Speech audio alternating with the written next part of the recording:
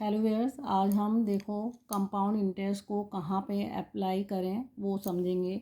तो देखो compound interest को अप्लाई करने के लिए हम देखो दो केस में यूज करते हैं। कहीं एक पर्टिकुलर जैसे ग्रोथ होती है तो कहीं लेवल अगर इंक्रीज़ हो रहा है तो वहाँ पे हम इसको कंपाउंड इंटरेस्ट को यूज करते हैं।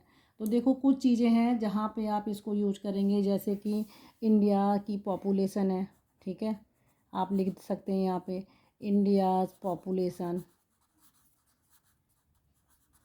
ओके।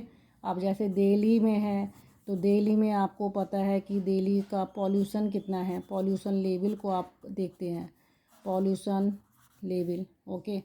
आप प्लांट की हाइट को देखते हैं, प्लांट हाइट जब आप मेजर करते हैं प्लांट हाइट। किसी भी बच्चे का वेट, तो चाइल्ड्स का वेट कितना है, आप जब उसमें वेट निकालते हैं कि पहले वेट इतना था अब इंक्रीज़ कर गया है, या कॉस्ट लेते हैं आप, कॉस्ट ऑफ गुड्स, ठीक है। तो ये जो ग्रोथ मैं लिख रही हूँ आपको, ये सारे लेवल जो है जनरली इंक्रीज़ करते हैं, ठीक है। इंक्रीज़ करेंगे तो आप देखो इंडिया की पॉपुलेशन है, कहीं ऐसा तो नहीं है कि ना पॉपुलेशन डिक्रीज़ हो रही, पहले इतनी थी इस साल इंक्रीज़ हो गई, दिल्ली का पॉल्यूशन लेवल इंक्रीज़ हो गया, प्लांट्स की हाइट कम थी बढ़ती जा रही है, इंक्रीज़ होता आ रहा है यानी ग्रोथ हो रही है।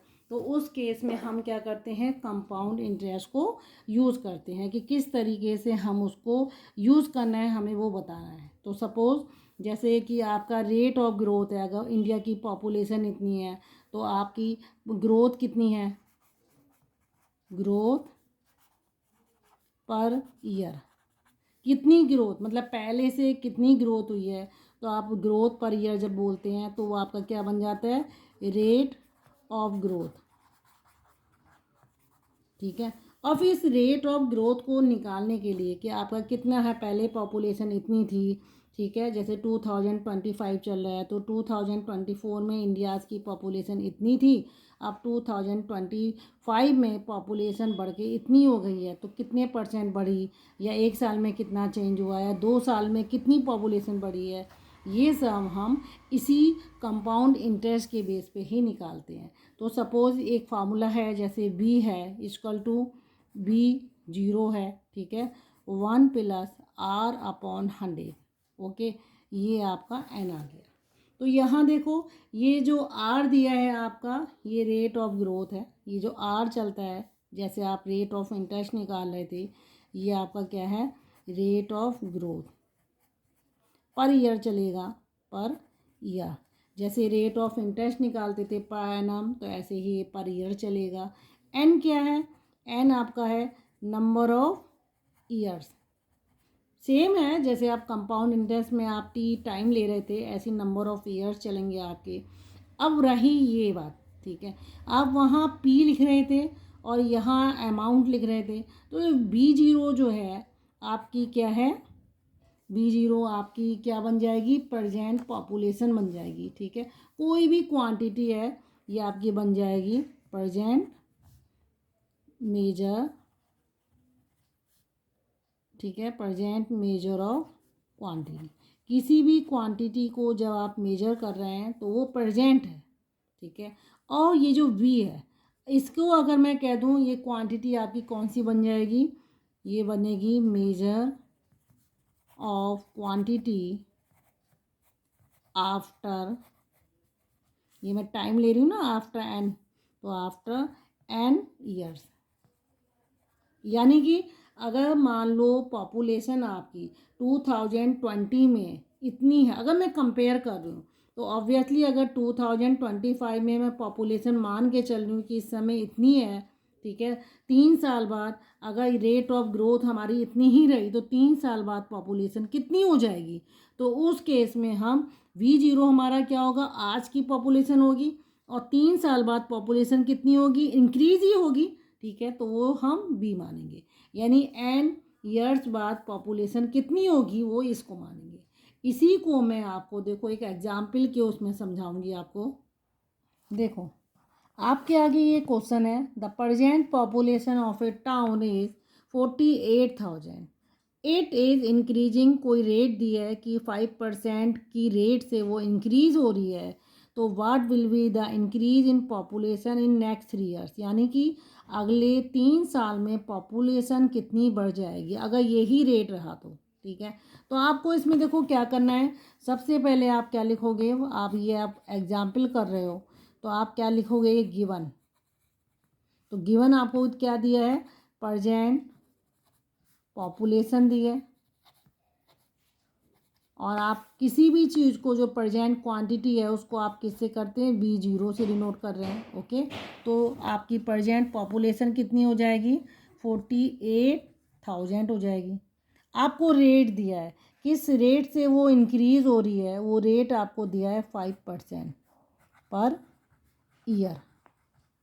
ठीक है, टाइम भी आपको दिया है, वो कितने टाइम में, यानी T बोलें या फिर आप N बोलें, ये आपका कितना हो जाएगा, 3 ईयर्स हो जाएगा। ठीक है, चाहे T बोलो चाहे N बोलो, N क्या है, नंबर ऑफ ईयर्स हैं, 3 ईयर्स। आपसे क्या कह रहा है, कितना, what will be the increase in population, increase पूछ रहा है। ठीक है, आप इस चीज़ को ध्यान देना, कितना इंक्रीज, जैसे आप कंपाउंड इंटरेस्ट में निकालते थे कि अमाउंट माइनस प्रिंसिपल कर देते थे तो आपका वो इंक्रीज निकलता था कि अमाउंट कितना बढ़ गया प्रिंसिपल से, तो ऐसे ही हम इसको निकालेंगे, इंक्रीज निकालेंगे। ठीक है, तो आपको इंक्रीज इन पॉपुलेशन निकालना है, इंक्रीज इन पॉपुलेशन आपको ये निकालना है इन 3 ईयर्स। तो ये जब आपको निकालना है तो आपको सबसे पहले आपको क्या निकालना है, 3 साल में पॉपुलेशन कितनी हो जाएगी। तो आपको क्या निकालना है, पहले पॉपुलेशन आफ्टर 3 ईयर्स, वो आपका क्या हो जाएगा, V हो जाएगा। आप V से डिनोट करेंगे उसे, ये निकालना है। तो हम फार्मूला कैसे निकालेंगे, 3 साल बाद आप अमाउंट निकालते थे, यहाँ आपको पॉपुलेशन निकालनी है। सेम है, आप यहाँ कंपाउंड इंटरेस्ट की तरह ही इसे यूज करेंगे। तो आपका फार्मूला क्या हो जाएगा, V = V0। ये ओरिजिनल है, O मानिए, क्योंकि VO बोल लेते हैं तो ये ओरिजिनल पॉपुलेशन है। VO जो होती है आपकी क्या होती है, ये आपकी जो ओरिजिन है, ओरिजिनल पॉपुलेशन है वो होगी, और जो इंक्रीज होगी वो ये बन के आएगी। फिर आपका क्या आ जाएगा, 1 + R/100, और ये नंबर ऑफ ईयर्स। वैल्यूज़ आप इसमें पुट करिए, V आपका कितना है वो आपसे पूछा है। प्रेजेंट पॉपुलेशन 48,000 है, रेट ऑफ इंटरेस्ट आपका 5% बढ़ रहा है। ठीक है, ये है, नंबर ऑफ ईयर 3 है। आप 5 से इसको काट सकते हैं, 20 आ जाएगा। तो आपका आ जाएगा 48,000 इंटू, यहाँ 20 LCM हो जाएगा, और ये 21, इसको आप अभी ऐसे ही लिख दिए। अगले स्टेप में आप ये क्यूब हटा दिए, 48,000 21/20, 21/20, 21/20, क्योंकि क्यूब है तो आपको 3 बार ही लिखना पड़ेगा। 0 से 0 काटिए, ये 0 कटेगा। ठीक है, देन एक 0 इससे कट जाएगा। अब 2 से भी काट सकते हैं, 2 से इसको काटेंगे तो ये 24 आ जाएगा। फिर इस 2 से भी काट दिए, ये 12 आ जाएगा। इससे भी काट दिया आपका, ये 6 आ जाएगा। आपका क्या बचा यहाँ पे, 6, 21, 21 इंटू 21। 6 से आप इसको करिए पहले, 6 × 1 = 6, 6 × 2 = 12, फिर आपका 21 इंटू 21। ओके, आप इन सबको मल्टीप्लाई करिएगा, फिर आप अपना आंसर देखो। 21 से 21 को करो, 1 2 2 2 4, ये आपका आ गया 4 4 1। 126 इंटू 4 4 1 को आप मल्टीप्लाई करेंगे तो आपका आंसर आएगा, देखो आपका आंसर आ जाएगा 55566। ओके, तो ये आपका क्या आ जाएगा, 3 साल बाद जो पॉपुलेशन होगी। लेकिन वो आपसे कह रहे हैं इंक्रीज, तो आपको निकालना है increase in population in 3 years. तो वो आपको इंक्रीज निकालना है, तो उसके लिए आप क्या करेंगे, V, ठीक है, ये आपकी जो 1 के आई है V माइनस B0 कर देंगे। तो आपकी पॉपुलेशन कितनी हुई 3 साल बाद, 55566 माइनस पॉपुलेशन कितनी थी 3 साल पहले, पॉपुलेशन आपकी कितनी थी, 48,000। ठीक है, तो ये 3 जीरो नीचे हैं, तो 5 6 6 आ गया, और 15 में 8 गया, ठीक है। तो आपका आ जाएगा 7, और ये आपका 4 का 4 हो जाएगा। तो आपका आंसर कितना आ जाएगा? ये आपका आंसर आया 7 5 6 6। ओके। ऐसे ही देखो, कंपाउंड इंटरेस्ट को कहाँ पे हम यूज करते हैं, अभी मैंने आपको बताया ग्रोथ में यूज करते हैं। दूसरा आपका क्या है? डेप्रीसिएशन। क्या है आपका? डेप्रीसिएशन होता है, ठीक है। तो डेप्रीसिएशन को हम कहाँ पे यूज करेंगे? तो देखो, आपका भी कोई भी मशीन्स है, ठीक है, आप टीवी लेके आते हो या फ्रिज लेके आते हो, या आप कोई 2 व्हीलर 4 व्हीलर जब आप खरीदते हो, ठीक है, तो आप जिस साल खरीदते हो, मान लो आपने 3 साल चला लिया या 4 साल चला लिया, तो समय के हिसाब से उसकी वैल्यू क्या आती है? Wear and tear. क्योंकि आप यूज कर रहे हैं, घर में आप फ्रिज को लेके आए हैं, आप फ्रिज को यूज कर रहे हैं, टीवी को देख रहे हैं, फ़ोन लेके आ रहे हैं, तो जिस रेट में आप फ़ोन को लेके आते हैं, अगर आप सोचें हैं कि मैं उसको सेल कर दूं, तो आपको उसके प्राइस कम मिलेंगे, क्योंकि आप उसको यूज़ कर रहे हैं। वी एंड टीयर का मतलब क्या होता है? आप उसको अपने हिसाब से यूज़ कर रहे हैं। ऐसा बाज़ार में जितने का था रेफ्रिजरेटर, वो बिना यूज़ के था, आप घर में लेके आए, कुछ ना कुछ तो आपने यूज़ करा है, ठीक है। तो वी एंड टीयर वो चीज़ घिसती है समय के हिसाब से, तो वहाँ क्या होता है? डेप्रिसिएशन लगता है, ठीक है। तो एक साल में कितना उसकी वैल्यू डिक्रीज़ हो रही है, ठीक है। तो कितनी वैल्यू डिक्रीज़ होगी, तो उसे हम क्या बोलते हैं? Rate of depreciation. तो आप क्या बोलेंगे? डिक्रीज, ठीक है। आप क्या लिखेंगे? Decrease of value per year. इसको आप क्या बोलते हैं? Rate of depreciation. क्या बोलेंगे इसको? Rate of depreciation. किसी की वैल्यू को अगर बढ़ रहा है, जैसे मान लो बच्चे का वेट है, ठीक है, तो वेट एज के हिसाब से बढ़ता चला जाता है, ठीक है। एक पर्टिकुलर एज के बाद घटेगा ज़रूर, लेकिन अभी जब हम प्लांट्स की हाइट की बात करते हैं तो वो इंक्रीज़ हो रही है। तो इस एक साल में जितना इंक्रीज़ होगा उसे क्या बोलेंगे? रेट ऑफ ग्रोथ बोलेंगे उसको। लेकिन अगर कोई चीज़ मशीन्स है या 2 व्हीलर्स हैं, आपके रेफ्रिजरेटर, जितने भी इलेक्ट्रॉनिक डिवाइस हैं, वो समय के हिसाब से आपकी वो वैल्यू आपकी कम होती चली जाती है, डिक्रीज़ होती है। यानी आप फ्रीज लेके आए हो जितने में, अगर मान लो आपने 16,000 में आपने फ्रीज खरीदा है, एक साल चला लिया आपने फ्रीज को, और एक साल बाद आप उसे बेच रहे हैं, तो 16,000 में नहीं बिकेगा, उससे कम में बिकेगा, तो उसकी प्राइस आपकी कम हो जाती है, वो वैल्यू कम हो रही है उसकी, वी एंड टीयर के हिसाब से वैल्यू उसकी कम हो जाती है। उसे आप क्या बोलते हैं? Rate of depreciation. तो इसका फार्मूला होता है, देखो कि कितनी गिरी, मान लो प्रजेंट वैल्यू की जितनी भी है, तो आप इसमें क्या करेंगे? वी इजकल टू, इसको भी आप इसी फॉर्म में लिखेंगे, v is equal to v zero. आप यहाँ 1 माइनस लगाएंगे, क्योंकि रेट ऑफ डेप्रीसिएशन लगाना है आपको, और एन क्या है आपका? नंबर ऑफ ईयर्स, ठीक है। तो देखो, इसमें हम क्या करेंगे? ये जो आपका देखो आर है, आर क्या है? रेट ऑफ डेप्रीसिएशन है। एन क्या है? नंबर ऑफ ईयर्स हैं, ठीक है। दूसरा बचा ये आपका वी ओ, ये क्या होगा? आपका वैल्यू होगी, ठीक है। ये आपकी क्या हो जाएगी? वैल्यू बिफोर, या एगो बोलो, एगो एन ईयर्स, मतलब एन ईयर्स पहले जो वैल्यू थी वो होगी। और वी क्या होगी? वैल्यू आफ्टर एन ईयर्स, ठीक है। तो ओरिजिनल वैल्यू ये होगी, ठीक है। उसके बाद आपकी वैल्यू, क्योंकि डिक्रीज़ होगी वैल्यू, तो वैल्यू डिक्रीज़ होके आएगी ओरिजिनल के बाद, वो आपकी ये वाली होगी। ओके। तो आप इस चीज़ का ध्यान रखना, प्रेजेंट और आपकी ओरिजिनल कौन सी है, बिफोर और आफ्टर में। ग्रोथ में हमेशा क्या होगा? जो वैल्यू होगी ये पहले की होगी और बाद में ऐड होगी, क्योंकि पॉपुलेशन आपकी इंक्रीज़ करती है। ओके।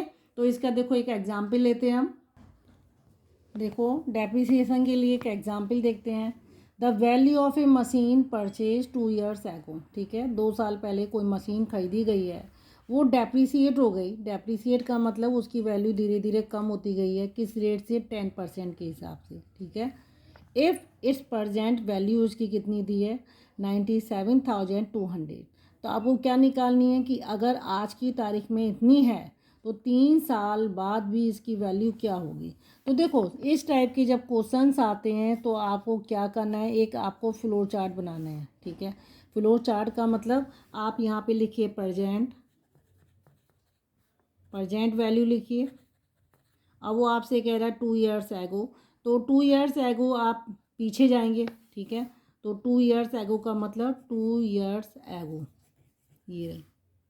देन और जब प्रजेंट से आप आगे की तरफ बढ़ेंगे तो आप यहाँ क्या लिखेंगे, आपको आगे पूछा है तो आफ्टर लिखेंगे, ठीक है। तो यहाँ जैसे क्वेश्चन में दिया है आफ्टर 3 years,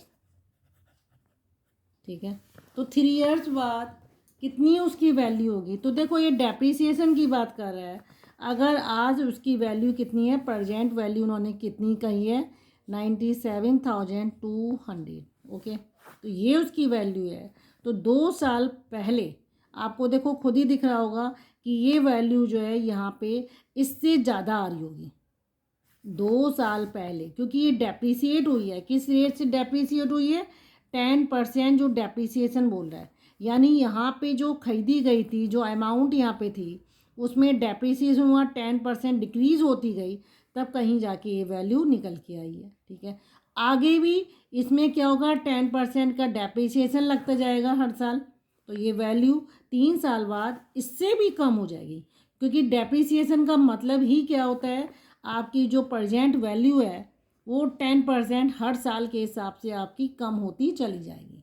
यानी 10% निकाला आपने, 3 साल बाद कह रहा है अगर आज की तारीख में 2025 में ये वैल्यू उतनी है तो आप पहले इसका 10% निकालो, ठीक है। तो 1 साल में 10% जितना आया उसको इसमें से माइनस करो, फिर दोबारा आप क्या करो, फिर निकालो जो न्यू वैल्यू आई उसका फिर 10% निकालो, फिर इसको माइनस करो। यानी कि कंपाउंड इंटरेस्ट की तरह ही है। बस अंतर इतना है, जब कंपाउंड इंटरेस्ट इंक्रीज होता है तो वैल्यू ऐड होती है, यहाँ माइनस होता है।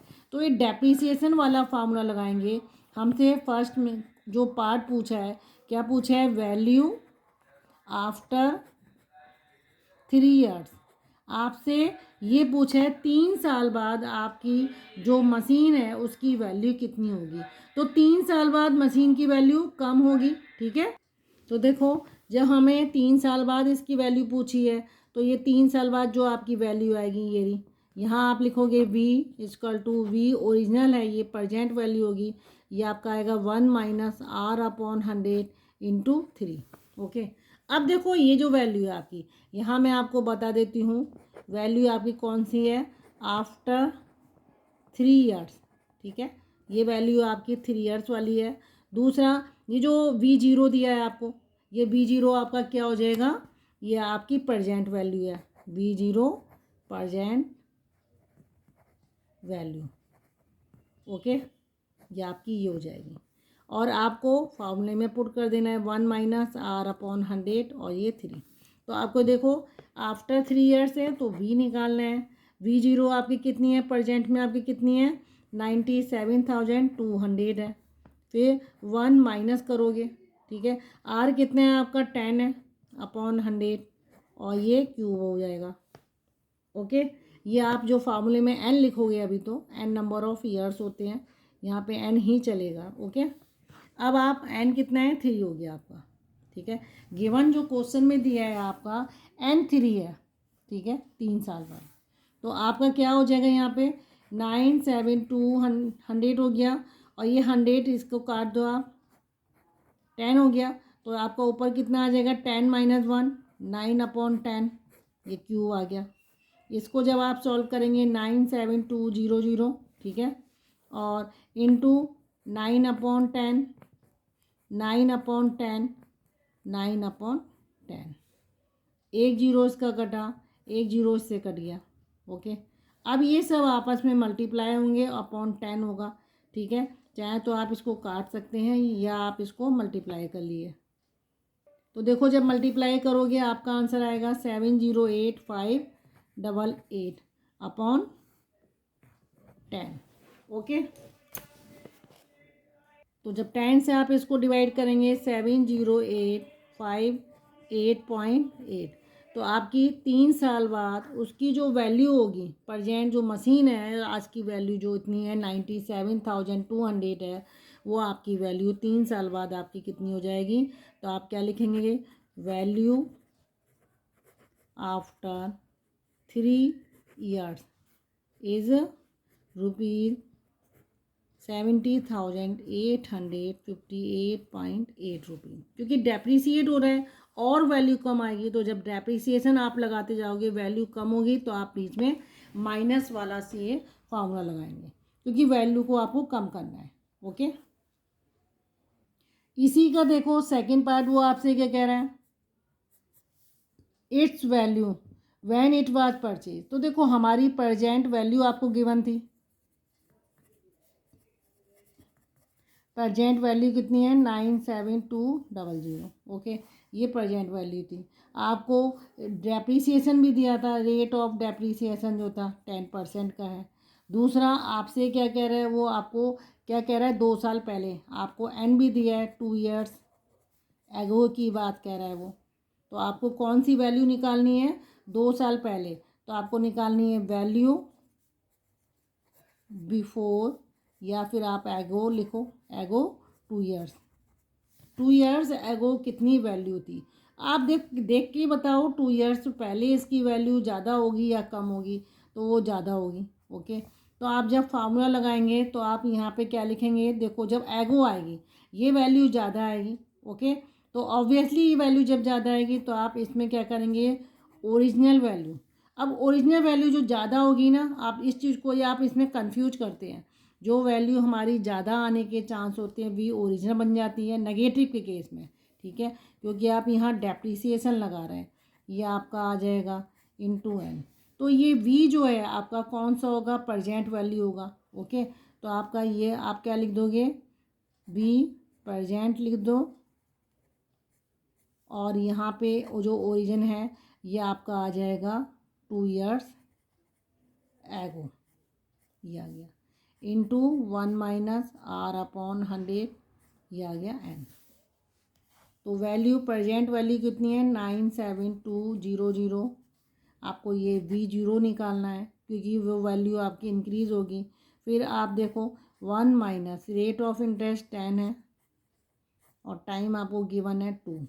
ओके, तो जब आप इसको सॉल्व करेंगे ये आपका कितना आ जाएगा 9/10 2। ठीक है, V0 को आप क्या करेंगे, रोक लेंगे।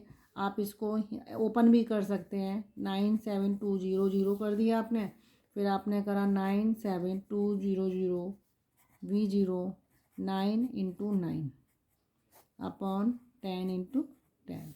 ओके, फिर आप इसको इस साइड ले आओगे V0 को। ठीक है, तो 97200 10 10 अपॉन 9 आ गया। तो ये देखो 9 7 कितना हो गया आपका 16 2 18।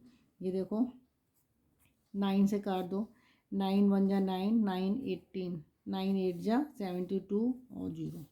फिर 9 से इसको काट दो, ये आ गया 200 इंटू 10 इंटू 10। तो आपका आ जाएगा। ठीक है, देखो यहाँ आपका 0 आएगा 1 0। ओके, ये आएगा, सॉरी यहाँ 18 9 2 नहीं आएगा, यहाँ पे ये 9 है ना, क्योंकि 9 7, तो ये 7 नीचे आएगा, तो 1 0 8 हो गया। फिर आप इसे काटेंगे तो आपका आएगा ये। ठीक है, तो आपका कितना आ गया, इतना आ गया। इसको जब आप करेंगे तो 2 0 इसके हैं 1 और 2 0 आपके इसके लगा देंगे, तो आपकी जो वैल्यू आएगी,